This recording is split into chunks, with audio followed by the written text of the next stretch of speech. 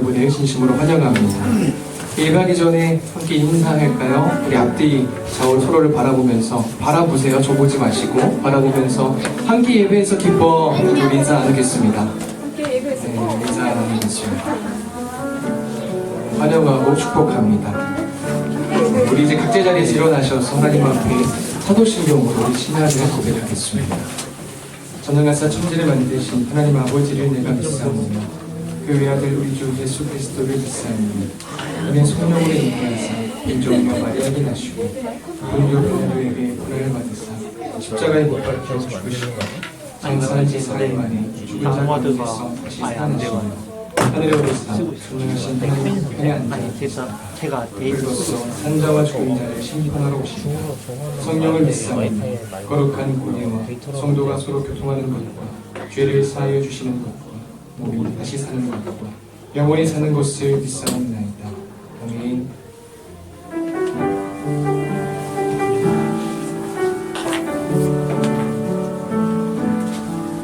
주님 계신 곳에 나가니 찬양 드리며 그 성소에 들어가 주의 얼굴 배우니 그 얼굴을 배울 때 주님의 은혜 넘치네 엎드려 고백하네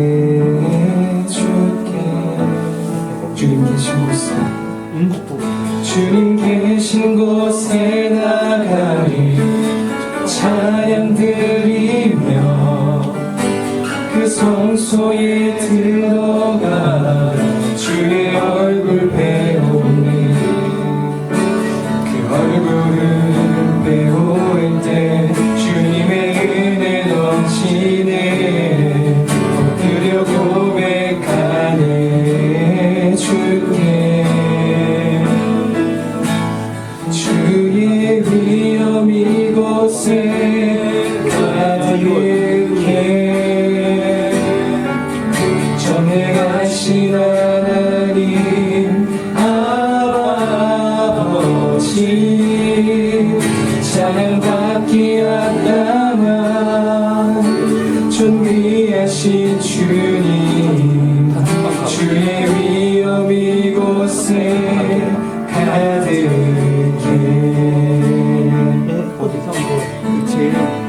주님 계신 곳에 주님 계신 곳에 나가리 찬양 드리며 그 성소에 들어가 주의 얼굴 배우니 그 얼굴을 배울 때 주님의 은혜 넘치네 엎드려 고백하네 주의 위엄 이곳에 주의 위엄 이곳에 가득해 전능하신 하나님 아버지 찬양받기 합당한 존귀하신 주님 주의 위엄 이곳에 가득해 주의 위엄 이곳에 주의 위엄 이곳에 가득해 전능하신 하나님 아버지 찬양받기 합당한 존귀하신 주님 주의 위엄 이곳에 가득해 주의 위엄 이곳에 가득해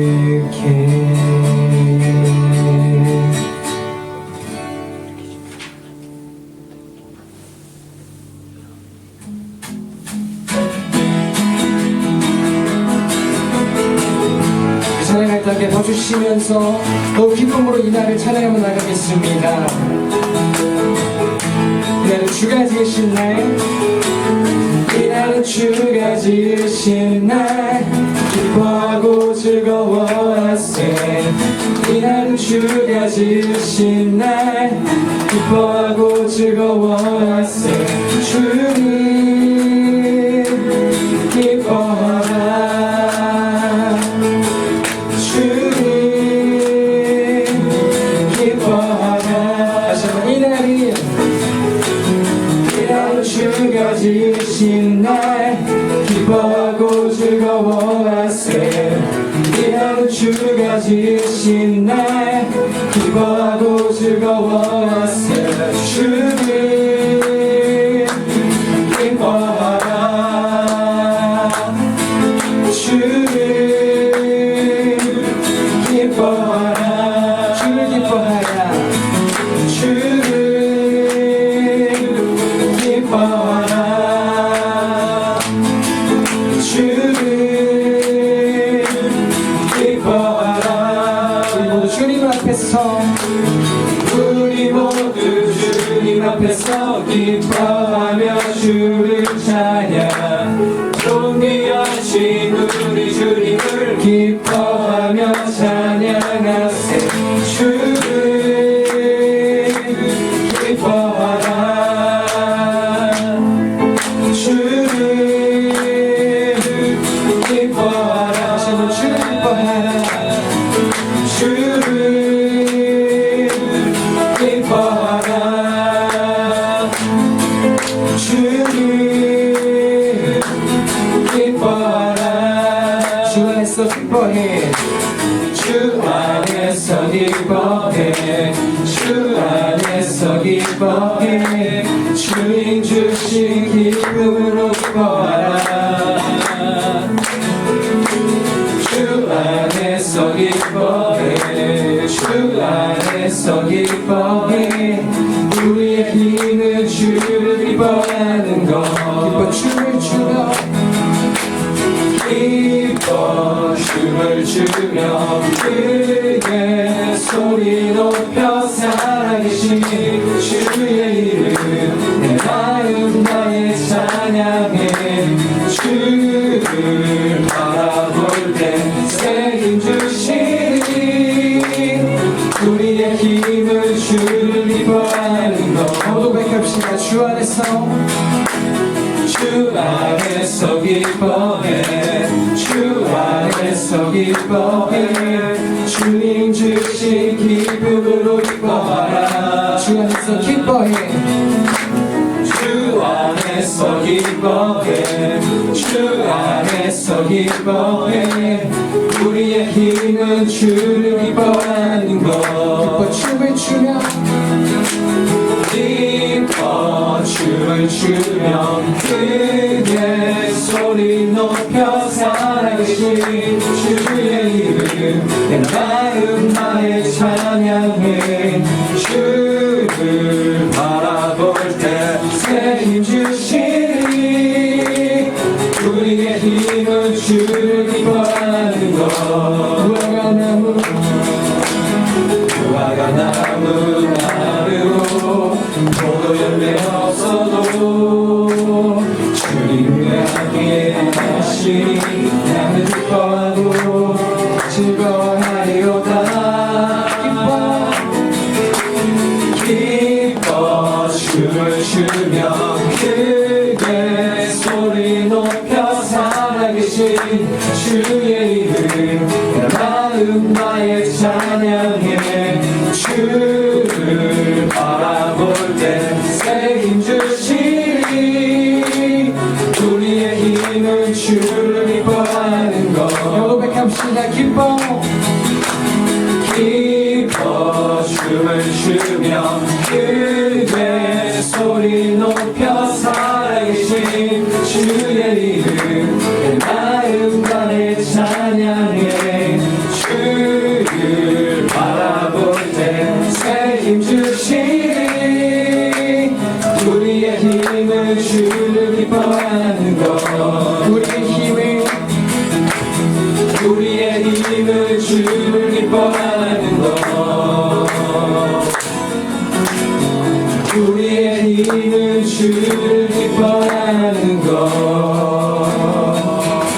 다시 한번 주님께 영광의 박수를 드리겠습니다.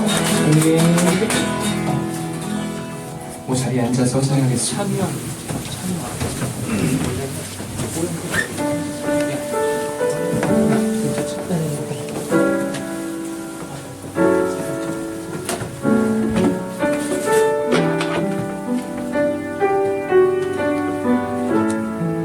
계절은 흐르고 꽃은 피고 져도 시들지 않은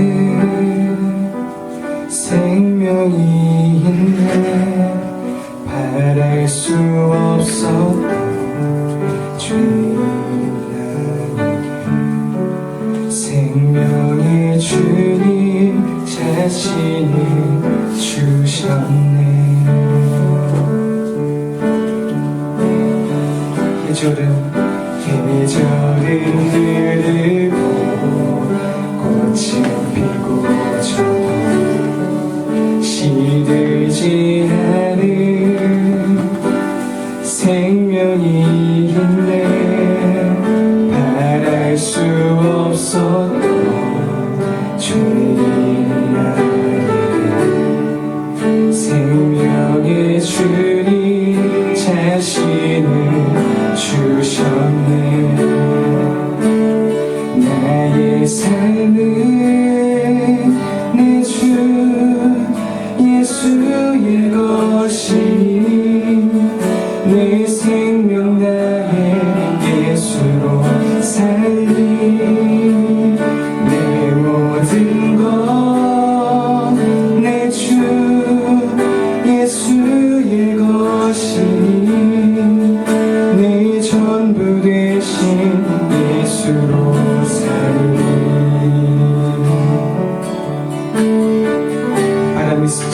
바람이 스치듯 사랑이 지나가고 꺼지지 않은 소망이 있네. 그 길을 떠나서 헤매는 자들이 주를 찾도록 나 살기 원하네. 나의 삶은 내 주 예수의 것이니 내 생명 다해 예수로 살리. 내 모든 것 내 주 예수의 것이니 내 전부 되신 예수로 살리. 그런즉 이제는 나 산 것 아니요 내 안에 주께서 사시는 것이라.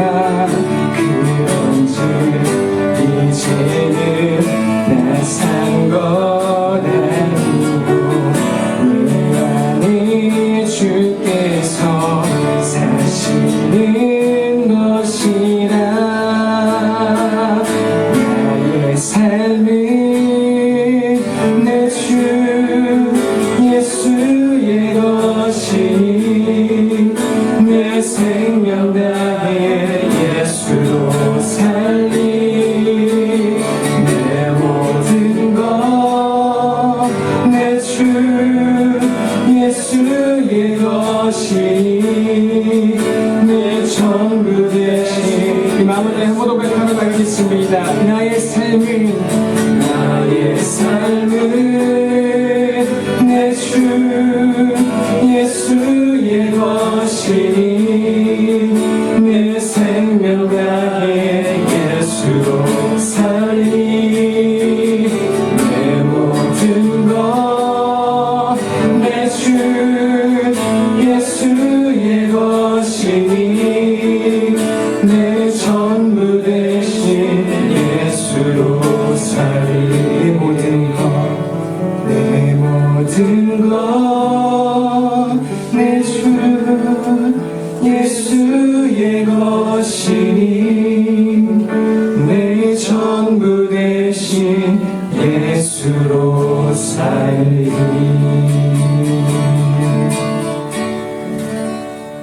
기도하겠습니다.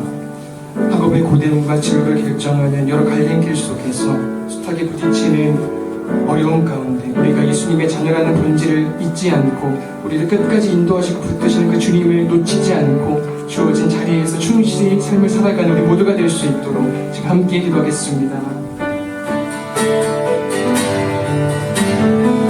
감사합니다. 주님 부르시고 자녀가 되시니 감사합니다.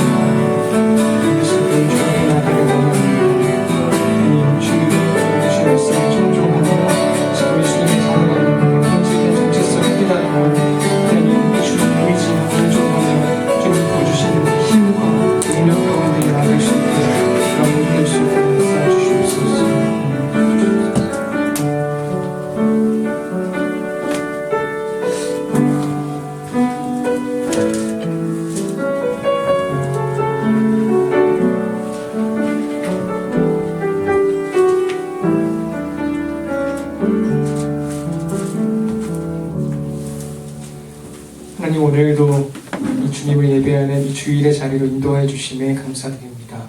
이 예배의 시간 하나님 앞에 겸손히 엎드려 기다림으로 주님의 용서하심과 새롭게 하심의 은혜를 전인적으로 경험할 수 있기를 기도합니다. 오직 주님만을 높이며 영과 진리로 예배할 수 있기를 기도합니다. 지난 한 주간 동안 하나님 편에 서지 못하고 참된 복음의 가치보다 세상의 가치를 붙들며 자신의 안위를 위해 반복적으로 타협했던 저희를 용서해 주시기를 기도합니다. 하나님께서는 주의 자녀들에게 속도를 요구하지 않으시고 언제나 방향성을 제시하신다는 사실을 기억하며 주님 보시기에 가장 합당한 오늘의 삶을 영위해갈 수 있기를 기도합니다. 예수님 안에 거하는 주의 자녀들에게 실패는 걸림돌이 아닌 디딤돌임을 되새기며 날마다 감사함으로 주님과 동행할 수 있기를 기도합니다. 하나님께서 세우신 목사님의 설교 말씀을 들을 때 겸허히 청종하게 하시고 주님의 말씀이 우리 각자의 마음판에 새겨질 수 있기를 기도합니다. 예배의 주인 되시는 주님만을 찬미하며 예수님의 이름으로 기도드립니다.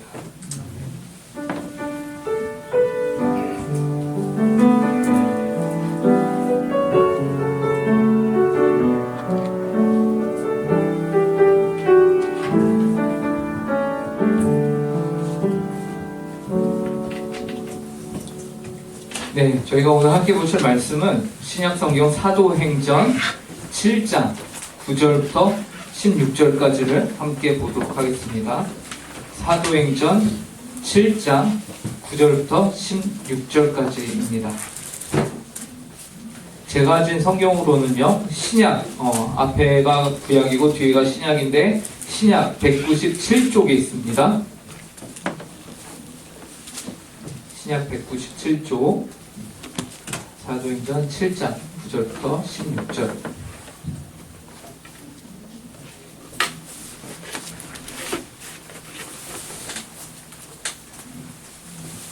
네, 다 찾으신 줄 알고 저희가 한 절씩 번갈아 가면서 읽어보도록 하겠습니다.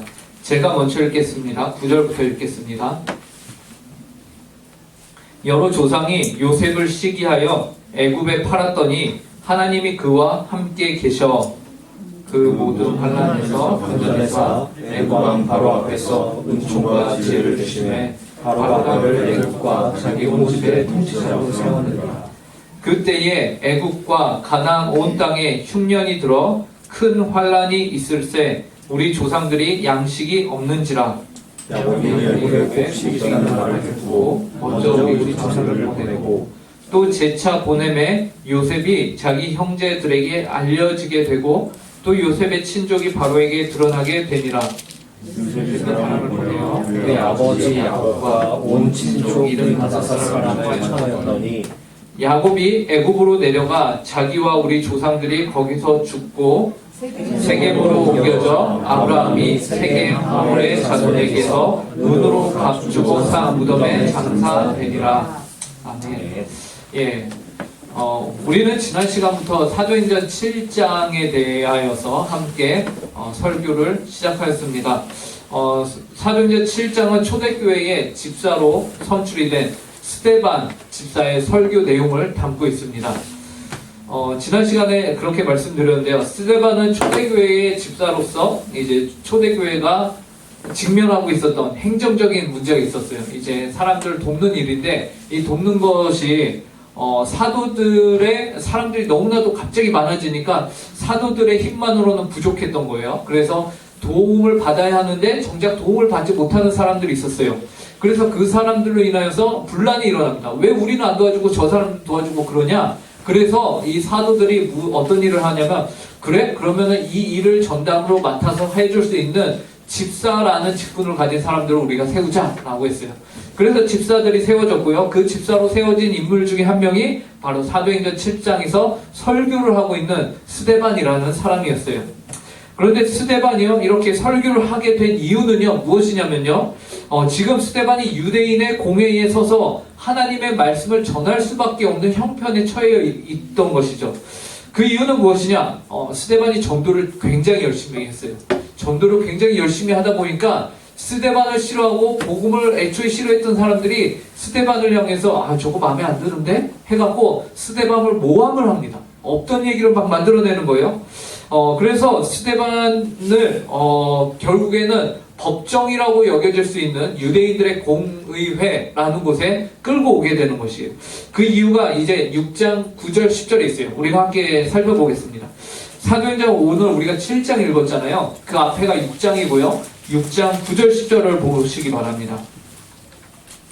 네, 9절 10절 보시면은 그 전에 8절을 보시면 스데반이 은혜와 권능이 충만한 큰 기사와 표적을 민간에 행하니, 이게 이제 스데반이 전도를 하고 다닌 거예요.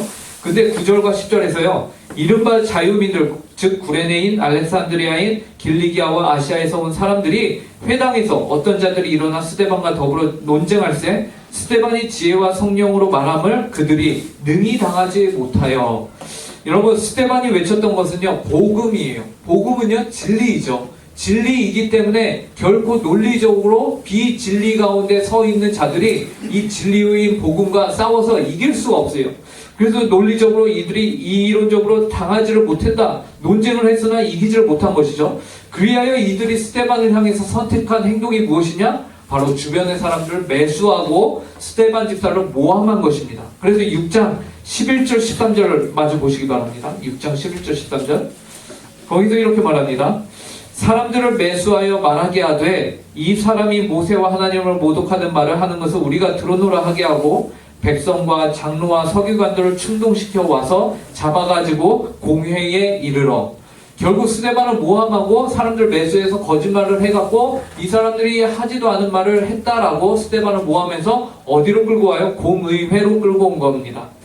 모함에 빠진 스데반 집사는요, 결국 유대인의 공의회 앞에 서게 되었고, 결과적으로는 공식적으로 많은 사람들에게 설교를 할 수 있는 기회가 오히려 생기게 된 거예요. 그리고 우리가 지난 시간에 살펴본 것처럼요, 스데반은 자신의 설교를 시작하면서 아브라함에 대한 이야기로 시작을 했어요. 아브라함에 대한 이야기. 하나님께서는 갈대와 우르 지방에 있는 이방 신을 섬기고 있던 아브라함에게 나타나셔서 하나님이 아브라함아, 너는 내가 말하는 땅으로 가라. 너의 본토 친척 아비집을 떠나서 너가 새로운 땅으로 가라 라고 말씀하셨다라는 거죠. 그리고 당시 시대적 상황으로 본토 친척 아비집을 떠난다?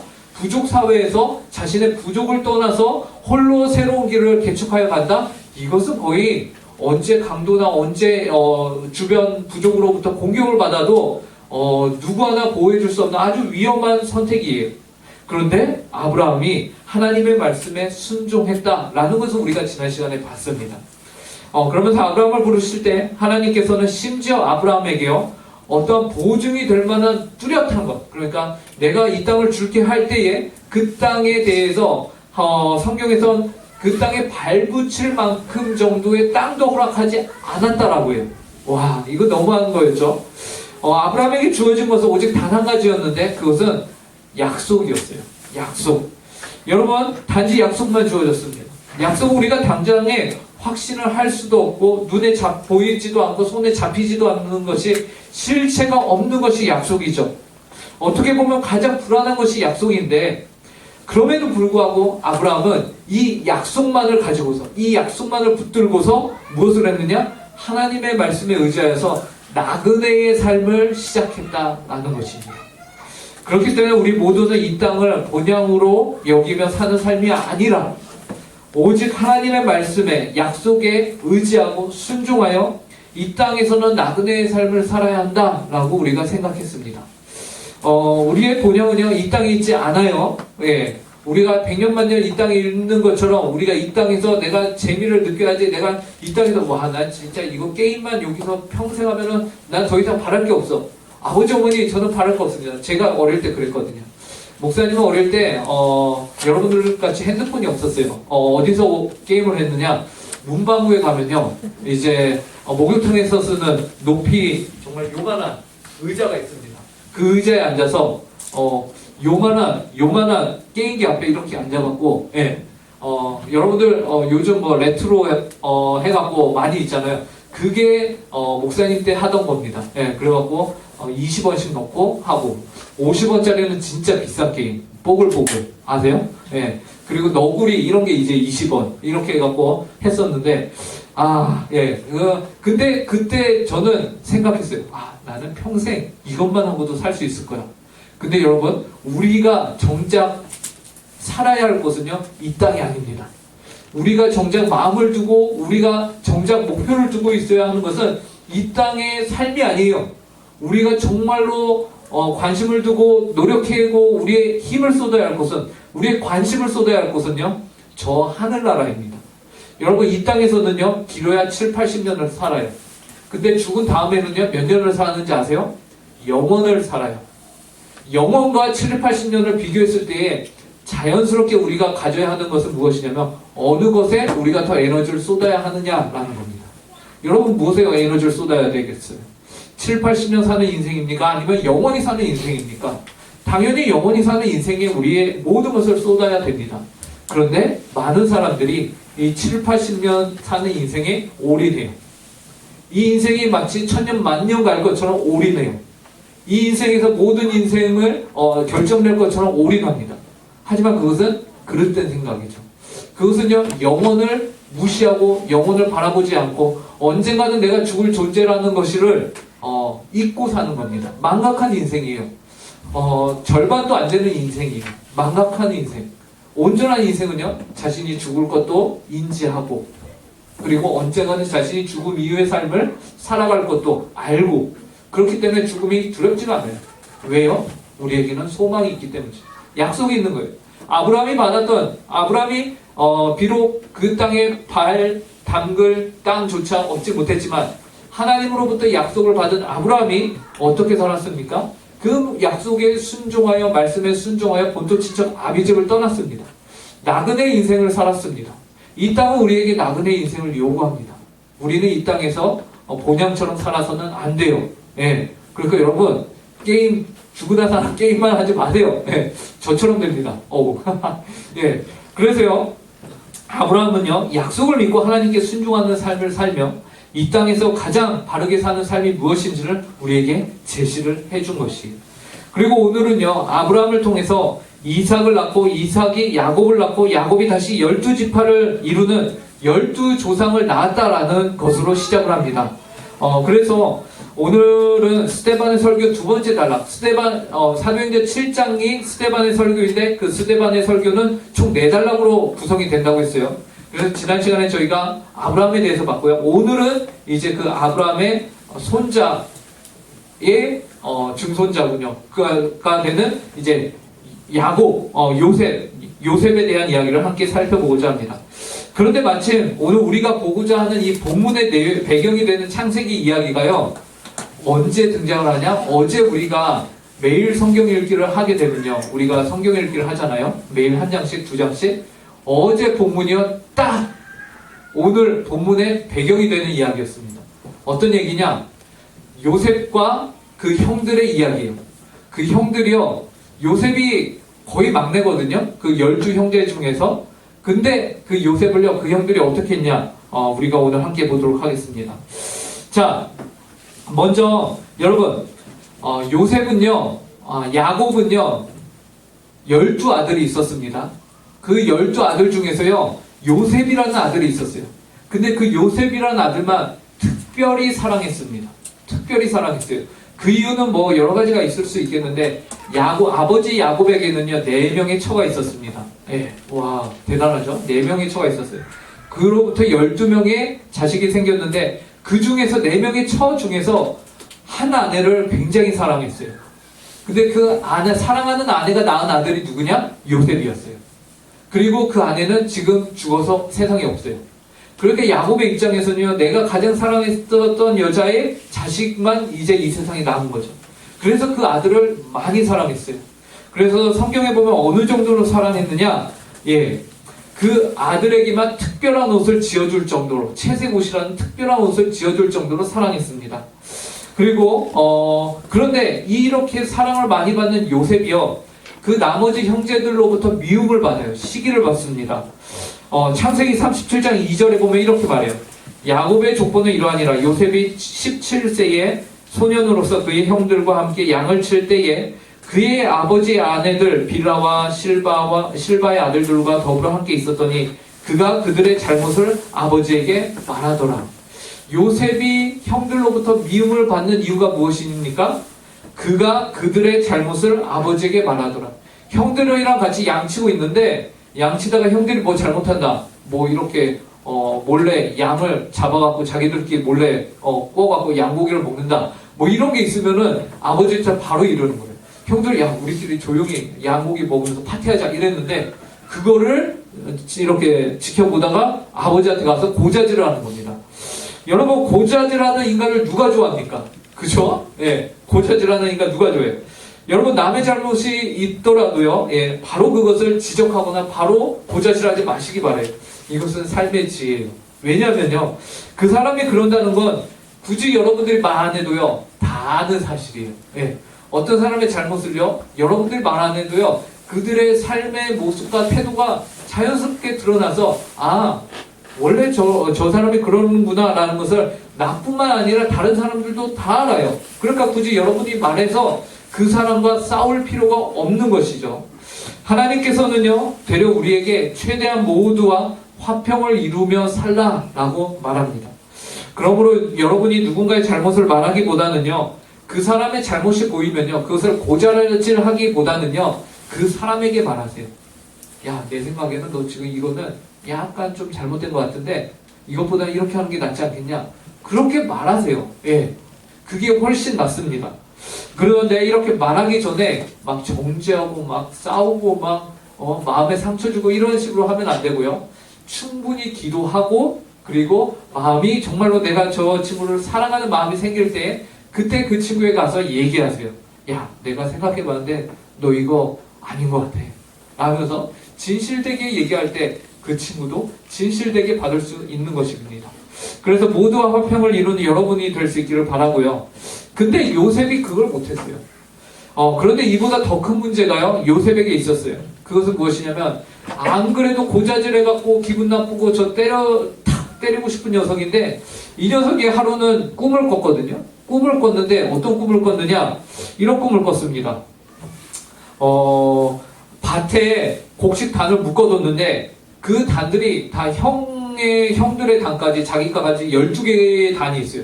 근데 자기 단에게 나머지 형들의 단이 다 엎드려서 절을 해버리는 거예요. 이거를 자기만 알고 있으면 자기만 꿈속에 꿨으면 되는데 이걸 형들한테 가서 말해요. 형들, 내가 어제 꿈 꿨는데 형님들의 단이 제 단에게 절하더랍니다 라는 거예요. 그러니까 형들이 뭐예요? 아, 빡치네? 이게 지금 야, 그래서 네가 우리의 절을 받겠다는 거야? 너가 우리보다 높다는 얘기야? 이러고 있었어요. 근데 그 다음에 또 꿈을 하나 또 꿉니다, 요셉이. 이번에는요, 단이 아니라 하늘에 별이 있고 달이 있고 막 그래요. 그런데 그 별과 달이 자기에게, 또 해와 달과 11개의 별이 자기에게 절을 하더라는 겁니다. 이번에는요, 요셉의 아버지인 야곱까지 뚜껑이 열려버려요. 그래서 야곱이 뭐라고 하냐면요, 정말 눈치 없죠, 요셉이. 예, 눈치가 없어요. 그냥 자기 말하면 되는데 이걸 굳이 얘기하고 형들한테 얘기하고, 그래갖고요, 아버지도 이렇게 얘기합니다.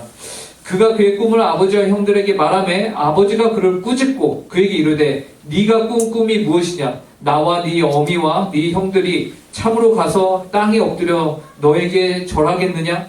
그의 형들은 시기하되 그의 아버지는 그 말을 간직해 두었더라. 아버지도요, 이 녀석이 뭐 어디까지 가자는 거야? 라면서 혼내는 것이죠. 결국 요셉은 그의 아버지에게도 한 소리를 듣는 아주 눈치 없는 철부지 아들임이 분명하게 드러나는 거예요. 그런데 이보다 더 큰 문제가 있습니다. 와, 이제 정말 큰 문제가 나타나요.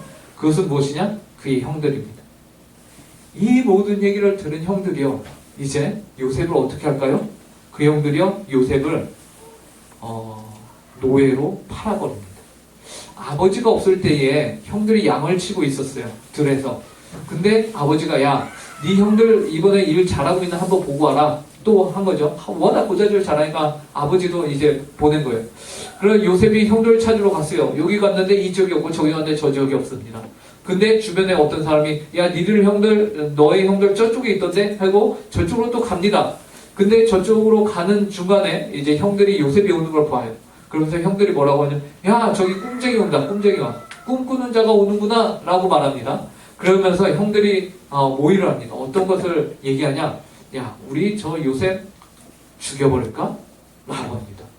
꼴 보기도 싫은데 죽여버릴까? 그리고 짐승한테 잡혀 먹었다고 하면 되는 거지 라고 모의를 합니다. 근데 그 중에서 제일 큰 형이요, 아, 이건 아닌 것 같은데? 라고 말해요. 그러면서, 야, 그러지 말고 그거 죽인다고 우리에게 남는 게 뭐가 있냐, 차라리 팔아버리자 라고 해요. 그래서 요셉을 잡아다가 지나가는 아랍 상인들이 있던 거예요. 그래서 그 사람들에게 진짜로 자기 동생을 팔아버립니다. 여러분, 그래서 요셉은요, 어떻게 되냐면 형들에 의해서, 다른 누구도 아니라 자기의 형들에 의해서 노예로 팔리는 인생이 됩니다. 창세기 이렇게 말해요. 여러 조상이 요셉을 시기하여, 창세기가 아니라 오늘 본문 9절에 이렇게 말합니다. 여러 조상이 요셉을 시기하여 애굽에 팔았더니 하나님이 그와 함께 계셨. 여러분, 아무리 시기심이 가득 차올랐다고 해도 동생을 노예로 팔 수 있는 사람이 여기 이 자리에 계십니까? 아무도 없죠. 감히 상상도 못할 일입니다. 여러분, 어떻게 이런 일을 할 수 있을까요? 이것은 어떠한 일을 들더라도 과한 것이죠. 과한 거예요. 합당한 것이 아니에요. 그 결과 요셉은요, 버림받은 인생이 됩니다.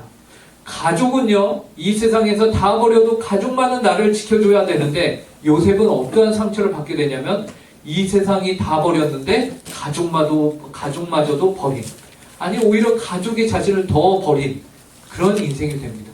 그래서 정말로 거짓말 안 하고 이 온 지구에서요, 요셉은 혼자가 됩니다. 완전히 혼자가 되는 거예요.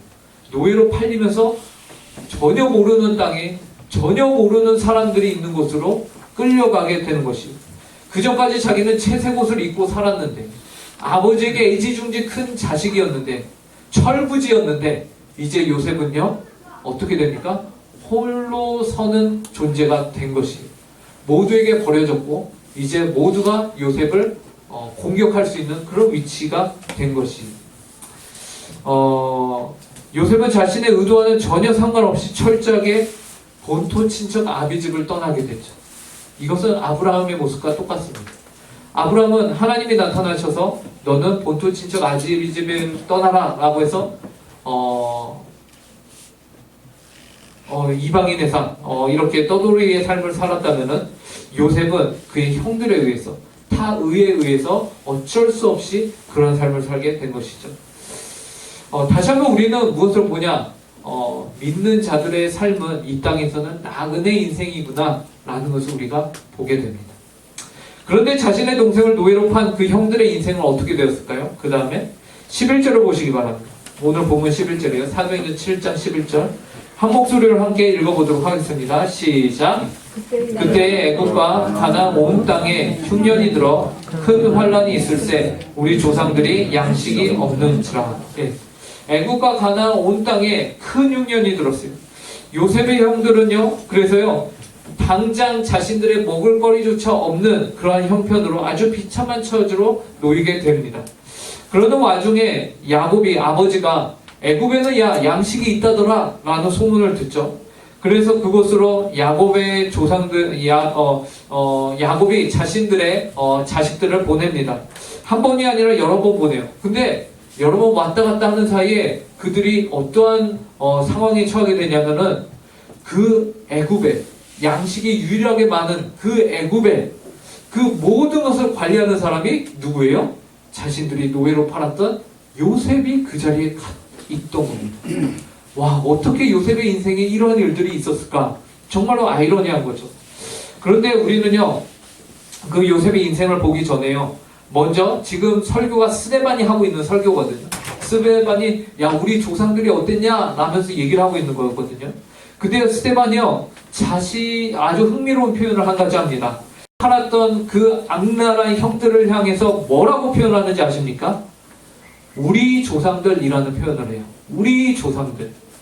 11절을 보시면요, 큰 환란이 있을새 우리 조상들이 양식이 없는지라 라고 하고요. 12절을 보시면요, 야곱이 애굽에 곡식이 있다는 말을 듣고 먼저 우리 조상들을 보내고, 그리고 15절에서는요, 야곱이 애굽으로 내려간 자기와 우리 조상들이 거기서 죽고 라고 말해요.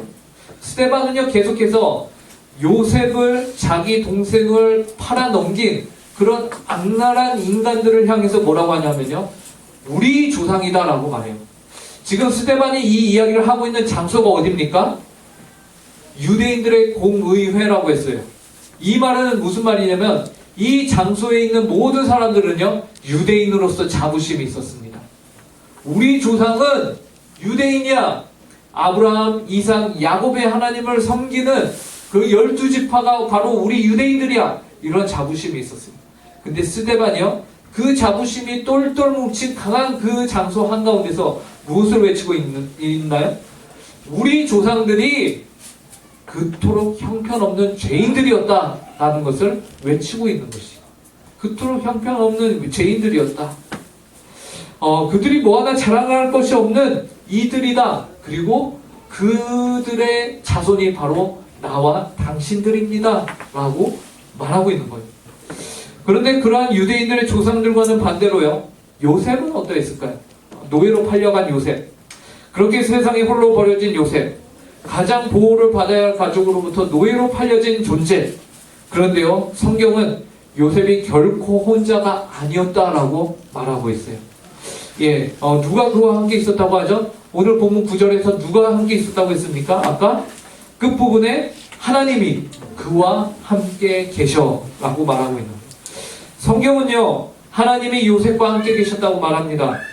모두가 요셉을 버리고 팔아버린 그 현장 가운데서 하나님만큼은요, 단 한순간도 요셉을 떠나거나 요셉을 잊거나 요셉을 고아와 같이 버려두지 않으셨다라고 말씀하고 계시네요. 하나님께서는 늘 그와 함께 계셨습니다. 그리고 하나님께서는 요셉과 함께 계심으로 그의 삶이 요셉을 팔았던 형들의 삶과 극명한 대조를 보이게 하신 거예요. 요셉의 삶을 스데반 집사는 자신의 설교 가운데서 이렇게 표현해요. 10절, 오늘 본문 10절을 보겠습니다. 10절을 함께 읽어볼까요? 함께 읽겠습니다. 그 모든 시작. 그 모든 환란에서 건져내사 애굽 왕 바로 앞에서 은총과 지혜를 주심에 바로가 그를 애굽과 자기 온 집의 통치자로 세웠느니라. 물론 10절의 말씀과 같이 요셉이 이 애굽의 통치자가 되기까지 요셉의 삶도 우여곡절이 많았죠. 예. 우리가 지난주에 우리가 이번 주에 읽을 성경에서요, 이제 이 요셉의 이야기가 자세하게 나옵니다. 여러분, 이번 주 성경 꼭 읽으세요. 네. 그래갖고 보시면요, 요셉의 삶이 잘 나와요. 우선 그는 형들에 의해서 노예로 팔려갔고요, 애굽의 군대 장관의 집에 노예로 들어갑니다. 근데요, 거기서도 요셉이 총애를 받아요. 그래서요, 그 온 집안을, 군대 장관의 집안을 다스리는 노예 중에 최고 노예가 돼요. 그래서 잘 나가는 듯 하였으나 그 군대 장관의 아내가 요셉을 유혹합니다. 그래서 그것을 피하려다가 어떻게 되냐? 이제는 죄수로, 누명을 쓰고 죄수로 들어가게 돼요. 노예보다 더 낮은 자리로 갑니다. 죄수. 그래서 와, 인생의 꼴도 어떻게 꼬이나, 이렇게 꼬이나 했는데 그 감옥 안에서도요, 요셉이 총애를 받아요. 그래서 죄수 중에서도 죄수장이 됩니다. 그래서 그 죄수들을 다 관리하는 자리에 또 되는 거예요. 그런데 어느 날 그 감옥에 죄수 중에서요, 왕의 측근들이 들어오게 돼요. 2명의 측근이 들어왔는데 이 2측근이 이제 꿈을 꿉니다. 근데 그 꿈을 이들이 모르겠네, 이 꿈이 뭐지? 하고 있었는데 요셉이 그 꿈을 쫙 다 설명해줘요. 그리고 신기한 것은 한 명은 그 꿈을 해석해주면서 당신은 죽을 거예요. 또 한 명에게는 당신은 복직할 거예요. 했는데 그 꿈대로 한 명은 복직이 되고 한 명은 죽임을 당합니다. 와! 그러면서 요셉이 이 복직된 사람에게, 이 사람이 왕의 최측근이었거든요. 이 사람에게 저 여기 있을 사람 아닙니다. 저 억울해요. 저 제발 좀 기억해 주세요. 라고 말해요. 근데 그 사람이 정말 새까맣게 요셉을 잊어버려요. 기억도 못합니다. 자기 인생 풀린 것만 좋아가고 다시 바로왕 옆에서 열심히 술 따르면서 그곳에 있는 거예요. 그러던 와중에 하루는 바로왕이 꿈을 꾸는데 도저히 이해가 안 되고 도저히 해석이 안 되고요. 그 누구를 불러와도 안 되는 거예요. 그 와중에 이제 예전에 자기 꿈을 해석해 주었던 그 최측근이 자기 꿈을 해석해 주었던 요셉이 번뜩 생각이 나는 거예요. 그래서 바로에게 말을 합니다. 제가 감옥에 있을 때에 그때에 제가 꿈을 꾸고 복직이 됐는데 그 꿈을 해석해 준 사람이 있었습니다. 라면서 요셉을 소개하는 거예요.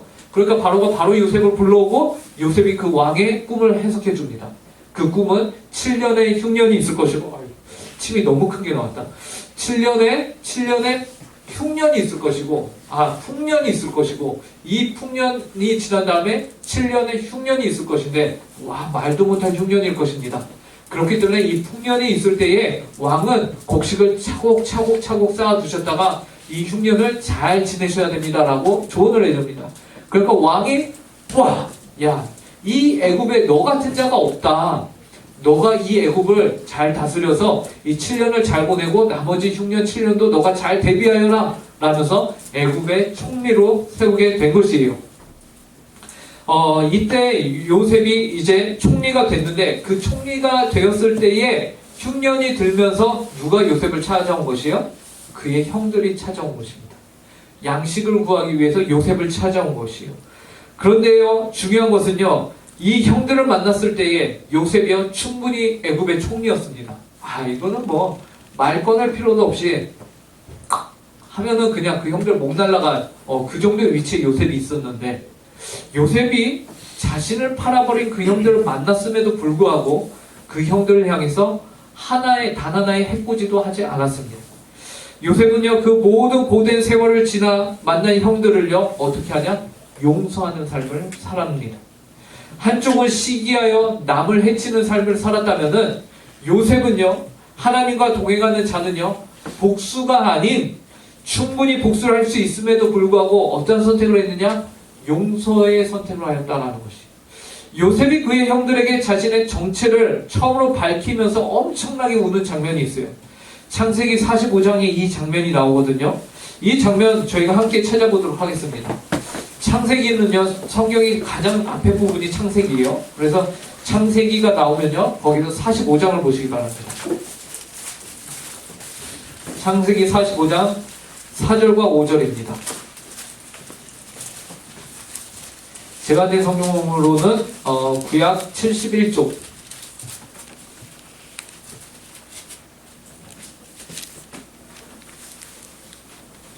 창세기 45장 4절과 5절을 다 찾으셨다면 저희가 함께 4절 5절 2절 말씀을 읽겠습니다. 요셉이 시작. 요셉이 형들에게 이르되 내게로 가까이 오소서. 그들이 가까이 가니 이르되 나는 당신들의 아우 요셉이니 당신들의 애굽에 판 자라. 당신들이 나를 이곳에 팔았다고 해서 근심하지 마소서. 한탄하지 마소서. 하나님이 생명을 구원하시려고 나를 당신들보다 먼저 보내셨나이다. 이 말을 하면서요 요셉이 펑펑 웁니다. 펑펑 울어요. 요셉은요 형들을 용서합니다. 이토록 악한 형제들 사이에서 요셉이 어떻게 형들을 용서할 수 있었을까? 그것은요 요셉이 자신의 인생에서 보이지 않게 자신과 함께 하셨던 하나님의 그 보이지 않는 손을 요셉이 경험했고, 그리고 하나님이 손이 나와 함께 하는구나 라는 사실을 믿었고, 그리고 그 삶을 그것으로 인한 은혜를 요셉이 깊이 깨달았기 때문에 가능했던 거예요. 그렇기 때문에 용서할 수 있었어요. 그의 인생이 결코 녹록치 않았어요. 그럼에도 불구하고 그는 하나님이 동행하며 하나님의 손이 늘 그를 붙들고 있다는 사실을 경험으로 알고 있었어요. 오늘 본문 9절에 다시 사도행전으로 오면요. 오늘 본문 9절에서 이렇게 말합니다.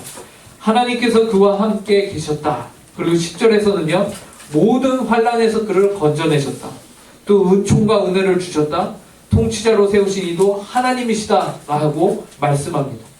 그래야 스데반이 지금 설교를 하면서 결론적으로 사도행전에서 무엇을 말하고 있느냐? 우리의 조상은 부족한 이들이었고 그들의 후손인 우리도 별반 다르지 않아. 우리도 시기심으로 누구를 죽였어요? 예수 그리스도를 죽이지 않았느냐라고 말합니다.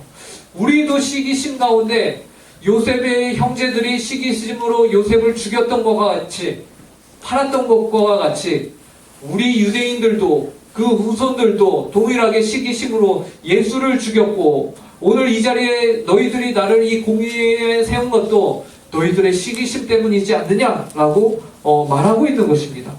하지만 그럼에도 불구하고 스데반이 무엇을 얘기합니까? 그럼에도 불구하고 하나님이 요셉과 함께 하셨던 것과 같이 하나님이 하나님의 백성과는 함께 하신다. 비록 하나님이 함께 하신 것이 보이진 않아요. 약속으로 함께 하셨어요. 그러나 하나님이 반드시 함께 하신다. 하나님이 그분의 보이지 않는 손으로 함께 하신다라는 사실을 말하고 계신 것이죠. 하나님의 사람은요, 그렇기 때문에 이 보이지 않는 하나님의 손을 알기 때문에, 믿기 때문에 어떻게 해야 한다는 것입니까? 하나님의 말씀에 순종하며 살아야 된다라는 것이에요. 하나님의 다스리심과 통치를 믿는다. 그래야 하나님의 은혜를 깨닫고 감히 이웃에게 복수를 행하기보다는 용서하는 삶을 우리가 살아야 된다라고 말하는 것이에요. 그러니 우리도 하나님의 뜻을 위한 선택들을 하자라는 거죠. 이것을 여러분의 삶에 적용해보면 어떻습니까? 여러분, 보이지 않는 하나님의 손이 여러분과 함께합니다. 새학년, 새학기를 앞에 두고 있는 여러분, 특별히 새로운 학교가 발표된 우리 중1과 고1 친구들, 새롭게 적응해야 하는 어려움이 있는 줄 압니다. 두려움이 있을 수도 있죠. 그러나 반드시 아셔야 하는 것은 우리는 나그네의 삶을 사는 자들이고요. 그럼에도 불구하고 우리와 함께 누가 함께 계십니까? 하나님이 함께 계신다라는 것이죠. 고3 언니, 오빠, 형, 누나들 또한 여러분의 삶에 보이지 않는 하나님의 손을 더더욱 믿고 의지하시기 바랍니다. 그 손의 힘을 믿으시고 여러분의 긴 세월을 하나님 앞에서 기대함으로 사시기 바랍니다. 그리고 최선을 다하시기 바랍니다. 이러한 기대함으로 여러분의 새로운 올 한 해를 마음에 품으시고 그곳에서 하나님이 새로운 만남을 허락하시는 것에 감사하며 기대하는 새 학년을, 올해를, 새 학기를 맞이하는 모든 운중고 친구들이 되길 바랍니다. 기도하겠습니다. 하나님 아버지 감사합니다. 오늘 저희들에게 요셉의 이야기를 통하여서 스데반 집사의 설교를 통하여서 저희에게 하나님이 보이지 않는 손으로 함께 하신다, 하나님의 백성과 함께 하신다는 사실을 알려주시니 감사합니다.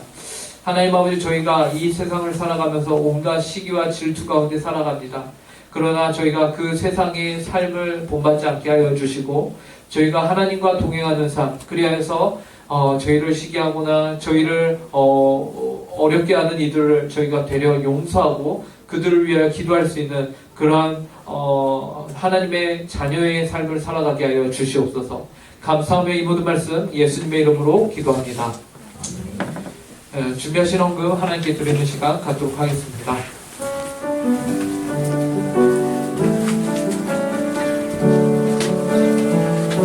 주님께 드립니다. 주님께 드립니다. 나 비록 하나로 부족하지만 주님께 드립니다. 주님께 드립니다. 오 주님 부디 받아주소서. 주님께 드립니다. 주님께 드립니다. 나 비록 하나라도 부족하지만 주님께 드립니다. 주님께 드립니다. 오 주님 부디 받아주소서. 하나님 아버지 감사합니다. 오늘 주님께 예배할 수 있도록 은혜를 허락하심에 감사하고 이 예배 자리를 사모하여 나올 수 있게 해주시니 감사합니다. 하나님 아버지, 저희가 또한 이 자리로 나옴에 있어서 하나님께 받은 것을 다시 주님께 드리며 이 헌금뿐만 아니라 저희의 삶과 저희의 모든 것이 주님의 것임을 이 시간 고백하오니 주님 기뻐 받아주시고 이 모든 것이 주님의 나라와 의를 위하여 사용되게 하여 주시옵소서. 감사하며 이 모든 말씀 예수님의 이름으로 기도합니다. 네, 이 시간에는 저희가 하나님 아버지의 말씀의 십계명을 함께 봉독하는 시간을 갖도록 하겠습니다. 함께 읽겠습니다. 제1은 너는 나 외에는 다른 신들을 내게 두지 말라. 제2는 너를 위하여 새긴 우상을 만들지 말고 또 위로 하늘에 있는 것이나 아래로 땅에 있는 것이나 땅 아래 물속에 있는 것에 어떤 형상도 만들지 말며 그것들에게 절하지 말며 그것들을 섬기지 말라. 제3은 너는 내 하나님 여호와 이름을 망령되게 부르지 말라. 제4는 안식일을 기억하여 거룩히 지키라. 제5는 내 부모를 공경하라. 제6은 살인하지 말라. 제7은 간음하지 말라. 제8은 도둑질하지 말라. 제9는 내 이웃에 대하여 거짓 증거하지 말라. 제10은 내 이웃의 집을 탐내지 말라. 이제는 우리 주 예수 그리스도의 은혜와 극진하신 하나님 아버지의 사랑과 성령 하나님의 교통 충만 위로하심이 오늘 이 자리에 하나님을 예배하며 이 땅에서 하나님의 약속을 붙들고 살기로 그 마음에 다짐하는 주님의 자녀들 위에, 주님의 몸된 교회 위에 각 가정에 이제로부터 영원토록 함께하길 간절히 축원하옵나이다. 아멘.